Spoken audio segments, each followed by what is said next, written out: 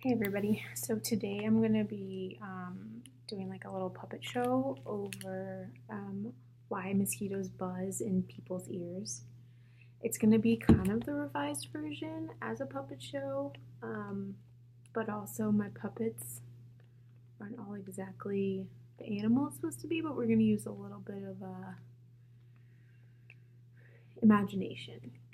So, here we go.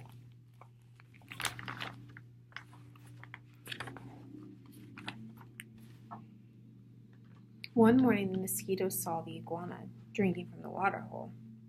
Mosquito said, "Iguana, you will never believe what I just saw." "Try me," said Mr. Iguana. He is no. The mosquito said, "I saw a farmer.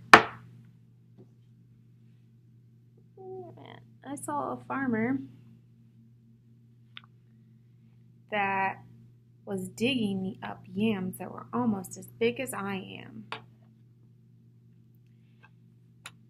What's a mosquito compared to a yam?" said Mr. Iguana. "I would rather be deaf than listen to this nonsense." He stuck 2 pieces of wood in his ear so he couldn't hear any more of it. So, 2 pieces of wood in his ear. Got it? As Mr. Iguana was going along, he came upon Mr. Snake. Mr. Snake says, "Good morning, Mr. Iguana." But Iguana doesn't respond. "Now, why won't he speak to me?" said the snake. "Iguana must be angry about something."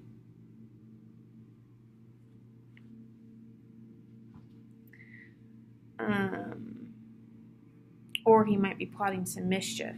So the snake went to go hide into what the closest hole was, which was a rabbit hole. So he slithered into the rabbit hole. Mrs. Rabbit was in there freaking out because the snake was coming into her home.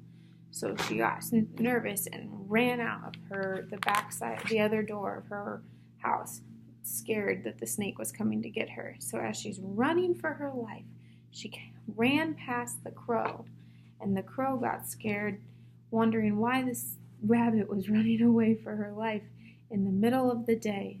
So Crow started yelling as loud as he could, flying off, ended up coming across Mr. Monkey. Monkey couldn't understand why the crow was crowing so loud and so much. He started running through the treetops to run away as fast as he could, and he landed on a tree and got onto a stick on there, and it broke. And the stick ended up landing in the owl's nest, and one of the baby owlets died. Sorry. Mama Owl came home to find her baby owl had passed away. She was very, very sad. She cried all day and all night holding her baby. She was so sad she didn't wake the sun up, so it was evening and for longer than it should have been. So the animals came together for a counseling meeting, and Mr. Lion asked what was going on. Why was the owl not hooing to the moon to the sun to wake up? So he sent some people over to the owl to find out what was going on, and she said that the monkey killed her baby. And she was so sad she wouldn't wake the sun that day. Mr. Lion called for Mr. Monkey. "Monkey, why did you kill Miss Owl's baby?" "Oh, King, it was the crow's fault," cried the monkey. "He was calling to warn of danger, and I went leaping through the trees to help. The limb broke under me and fell on top of the owlet."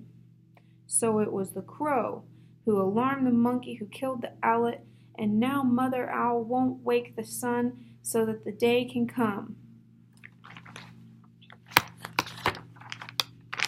Then the king called the crow.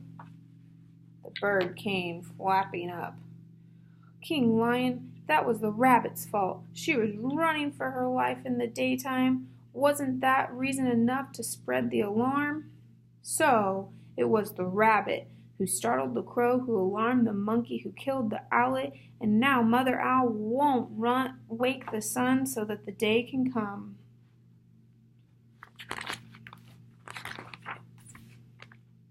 So King called for the rabbit. Timid little creature stood before the king.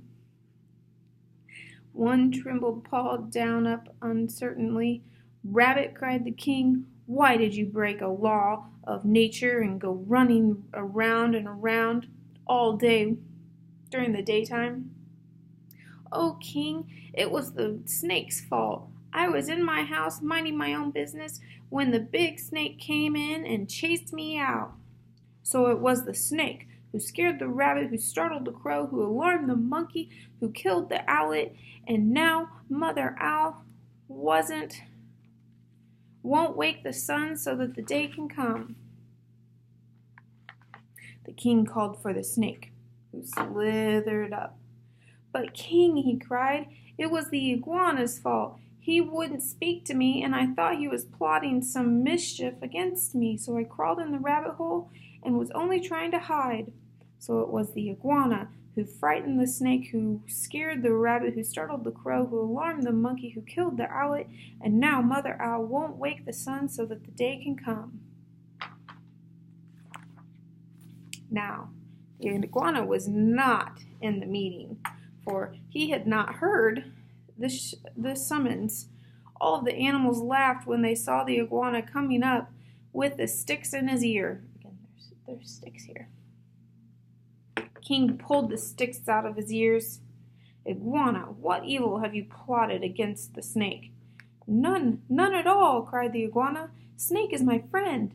Then why won't you say good morning to him? I didn't hear him. I didn't even see him. Mosquito told me a big lie I wouldn't bear to listen to, so I put sticks in my ears. So that's why you had the sticks in your ears. Yes, it was the mosquito's fault. So it was the mosquito who annoyed the iguana, who frightened the python, who scared the rabbit, who startled the crow, who alarmed the monkey, who killed the owlet, and now Mother Owl won't wake the sun so that the day can come. Punish the mosquito, everybody yelled. Miss Owl heard that, and she was satisfied. She turned her head towards the east and hooted, hoo, hoo, hoo. The sun came up. Meanwhile, the mosquito had listened to all that had happened in a nearby bush. She kept quiet until under a leaf stem and was never found and brought before the council. But because of this, the mosquito has a guilty conscience. To this day, she goes without whining in people's ears. She goes about whining in people's ears. Zzz. Is everyone still mad at me? When she does that, she gets the honest answer. He smashes her with his hand. She's gone. That's it. I hope this story made sense.